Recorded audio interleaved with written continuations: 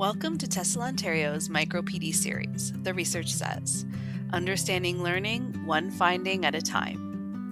Today we're exploring what research tells us about flexible learning environments and participation. In our earlier videos on inclusive classroom accommodations and supporting diverse learning needs, we looked at practical ways to remove barriers for learners.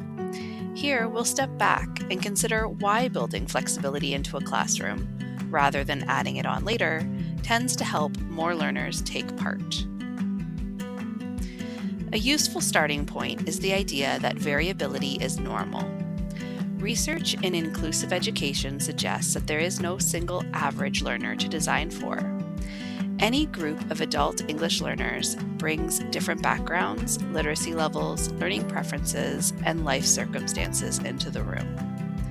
When a lesson is built for one narrow kind of learner, others can be left out, not because they can't do the work, but because the design doesn't fit them. This is the thinking behind universal design for learning, an approach widely used in inclusive education. The core idea is to offer learners more than one way to engage with content, take in information, and show what they know.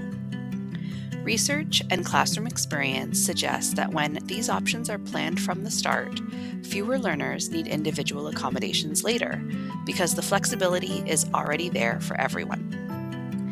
A helpful way to picture this is the curb cut. The small dips built into sidewalks were designed for wheelchair users, but they turned out to help people with strollers, carts, and suitcases too. Flexible classroom design works in a similar way. A support added for a few learners, such as captions on a video or instructions given out loud and in writing, often makes participation easier for the whole class. Research also links flexibility to participation more directly. When learners have some choice in how they take part, speaking, writing, or working with a partner first, many feel more willing to contribute. Lowering the barrier to taking part can matter as much as the task itself, especially for learners who feel unsure about their language. Flexibility does not mean lowering expectations. The goal of the learning stays the same for everyone. What changes is how many learners can reach it.